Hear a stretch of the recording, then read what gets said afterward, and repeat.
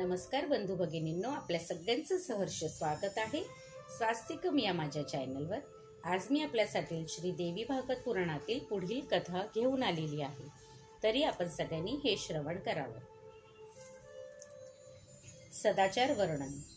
नारद म्हणाले, हे नारायणा, आपण देवीची अद्भुत आणि श्रेष्ठ असे चरित्र कथन केलेत। आता आपण ज्या सदाचारामुळे देवी प्रसन्न होते त्या सदाचाराबद्दल काही सांगा। श्री नारायण म्हणाले, हे नारदा, आता ज्यामुळे देवी सदा प्रसन्न राहते आणि द्विजांना जे उपकारक ठरते असे कर्तव्य म्हणजेच सदाचार मी तुला सांगतो। हे नित्य प्रातकाळी करायला हवे। द्विजांनी सूर्योदयापासून सूर्यास्तापर्यंत नित्य नैमित्य कार्यामध्ये तत्पर राहिले पाहिजे।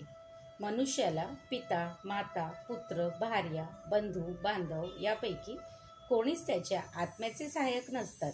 फक्त धर्मच काय, तो एकटा त्याचा हितकर्ता असतो। म्हणून मनुष्याने नेहमी सर्व बाजूनी आपल्या धर्माचा संचय करायला हवा।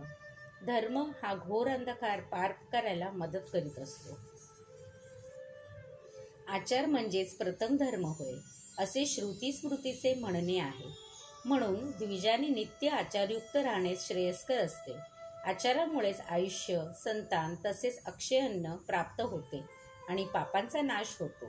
मनुष्याच्या कल्याणकारी आणि परमधर्म आचारच होय। त्यानेच या लोकी मनुष्य सुखी होऊन परलोकीही तो सुख प्राप्त करू शकतो। जे कोणी अज्ञानाच्या अंधकारात राहून भरकटत असतात त्यांना आचार धर्मरूपी दीपक मोक्ष मार्ग दाखविणारा असतो। आचारामुळे श्रेष्ठत्व तसेच सत्कर्म यांची प्राप्ती होते। त्या सत्कर्माला मनुने ज्ञानवर्धक म्हटले आहे। सर्व धर्मात श्रेष्ठ असल्यामुळे आचार परमतप आहे, हेच ज्ञान म्हटले आहे आणि हेच सर्व सिद्धी प्राप्त करून देणारे आहे। श्रेष्ठ ब्राह्मणही आचारहीन झाल्यास बहिष्कार करण्यास पात्र होतात। शास्त्रीय आणि लौकिक असे दोन प्रकारचे आचार असतात। ज्यांना आपले भले व्हावे असे वाटत असेल त्यांनी ह्या दोन्हीपैकी एकाचाही त्याग करू नये। सत्वपुरुषांनी नेहमी आपला ग्रामधर्म, जातीधर्म, देशधर्म आणि कुलधर्म या सर्वांचे पालन करावे, हेच कर्तव्य आहे। कारण यापैकी कोणतीच गोष्ट उल्लंघनीय नाही। दुराचारी, सदा निंदेस पात्र, दुःख भोगणारा, व्याधींनी संतप्त असा असतो। अर्थ आणि काम यांनी हीन असा अधर्मी सदा त्याज्य आहे। इतकेच काय, पण लोकविरोधी धर्म सुद्धा सुखदायक होत नाही। नारद म्हणाले, शास्त्रे सुद्धा अनेक प्रकारची असतात, मग सत्यासत्य यांचा निर्णय कोणत्या आधारावर घ्यावा? योग्य मार्गाचा निर्णय कोणत्या प्रमाणाने होऊ शकतो ते सांगा। श्री नारायणांनी सांगितले, हे नारदा, श्रुती स्मृती हे दोन नेत्र तर पुराण हृदय मानावे। या तिन्ही सांगितलेल्या गोष्टी म्हणजेच धर्म होय, अन्य कोणताही नाही। जेव्हा या तीन ठिकाणी भिन्न वा परस्पराविरोधी मते असतील त्या बाबतीत श्रुतीलाच प्रमाण मानावे। तसेच श्रुती आणि स्मृती श्रेष्ठ मानावी। जेव्हा स्मृतीमध्ये दोन गोष्टींचे समर्थन केलेले असेल तेव्हा दोन्ही मते धर्मग्राह्य मानावी। काही वेळा श्रुतीमध्ये दोन गोष्टींचे समर्थन केलेले आढळते। अशा बाबतीत विषय आणि परिस्थितीच्या अनुषंगाने काय करायचे ते ठरवावे। सर्व पुराणे वेदसमस्त आहेत असे नाही, कारण त्यात तंत्राचा समावेश केलेला आढळतो। म्हणून ऋषींनी सांगितलेले धर्म हाच खरा धर्म होय। वेद समस्त तंत्र प्रमाण मानायला हरकत काहीच नाही, पण श्रुतीविरुद्ध एखादे वाक्य असेल तर ते मात्र प्रमाण मानू नये। खरे पाहिले तर वेदच धर्म मार्गात प्रमाण होय। म्हणून वेदातील कथनाविरुद्ध कथन नसेल तेच प्रमाण मानावे। स्मृती, पुराण, तंत्र अथवा अन्य शास्त्र वेदमूलक असेल तर नक्कीच प्रमाण मानावे। कुशास्त्रांचे उपदेश मानणारे पापी असतात, ते नरकात जातात। म्हणून वेदोक्त धर्माचे नेहमी पालन करावे आणि नेहमी दिवसभर केलेल्या कार्याचा विचार करावा। मी कोणाला काय दिले, काय मदत केली हे लक्षात आणावे। पाप लहान व मोठे दोन्हीही पापेच। यापैकी काही माझ्याकडून घडले गेले का असा विचार प्रत्येकाने करावा। रात्रीच्या 4थ्या प्रहरी उठावे, ब्रह्मज्ञानासाठी तयार व्हावे। त्यासाठी प्रथम वीरासन घालून बसावे, ताठ बसावे, मुख वर उचलून नेत्र बंद करून घ्यावे दातांचा एकमेकांना स्पर्श होणार नाही अशा प्रकारे मुख ठेवावे. जीभ जवळ ठेवावी, ती निश्चल असावी. मुख मोकळे, मन शांत, संयमित ठेवावं. आसन अगदी खाली ठेवू नये. नंतर 2 किंवा 3 वेळेला प्राणायाम करावा. तसेच त्याच वेळी हृदयात दिव्याच्या ज्योतीप्रमाणे प्रतिष्ठित असलेल्या ब्रह्मदेवाचे ध्यान करावे.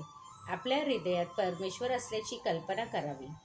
सधूम श्वासयुक्त, विधूम श्वासरहित, सगर्भ मंत्रयुक्त, अगर्भ मंत्ररहित, सलक्ष ध्यानयुक्त, अलक्ष ध्यानरहित असे हे प्राणायामाचे 6 प्रकार आहेत.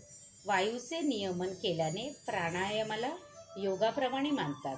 रेचक श्वास घेणे, पूरक श्वास रोखणे आणि कुंभक श्वास सोडणे हे 3 अंगे प्राणायामाची आहेत. ही त्रयात्मक म्हणजेच प्रणवरूप असल्याने याला ब्रह्मरूपही मानतात. हाच तन्मय प्राणायाम होय. इडा नाडीतून वायूवर ओढून उदरात पूर्णपणे स्थापित करावा. नंतर पिंगला नाडीतून हळूहळू 16 मात्रात तो सोडून द्यावा. अशा प्रकारे प्राणांचा आयाम यासच सधुम प्राणायाम म्हणतात. मूलाधार, लिंग, नाभी, हृदय, तालुमूल आणि कपाळाच्या मध्यभागी अशा 6 जागी द्विदल, चतुर्दल, षडदल, द्वादशदल आणि षोडशदल कमळे आहेत. यात सर्व वर्ण आहेत. या ब्रह्मस्वरूपाला मी नमस्कार करीतो आणि कल्पना करावी.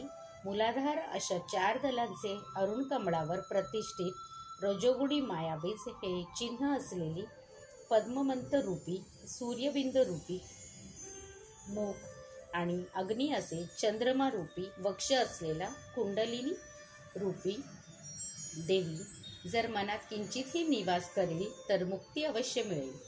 भगवती देवीची स्थिती, गती, मती, यात्रा, चिंता, स्तुती तसेच वाणी असे सर्व काही आहे. हे देवी, मी सर्वात्मक प्राणी तुझी जी स्तुती करीत आहे ती तू स्वीकार कर. हे देवी, मी तुझेच रूप आहे, अन्य काही कोणीच नाही. मीच तो शाकरहित ब्रह्म या सच्चिदानंद स्वरूप आहे. अशा प्रकारे आपल्या आत्म्याचे चिंतन करावे, जी प्रथम प्रयाणात प्रकाशमान, नंतर प्रत्येक प्रयाणात अमृततुल्य आहे, तसेच अंतिम प्रयाणात सुषमनेत संचार करते. त्या आनंदरूपी कुंडलिनी देवीला मी शरण जातो.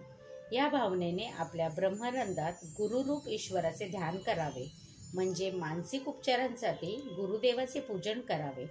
शांत चित्ताने गुरुची स्तुती करावी. गुरुर ब्रह्मा, गुरुर विष्णू, गुरुदेवता तसेच महेश्वर गुरुरूपात आहेत. त्या परब्रह्मस्वरूप गुरुला माझा नमस्कार असो म्हणून नमस्कार करावा. श्री देवी पर्णमस्तु. शुभं भवतु, शुभं भवतु, शुभं भवतु. ओम नमश्च चंडिकाय. ओम नमश्च चंडिकाय. श्री देवी पर्णमस्तु. ओम नमश्च चंडिकाय.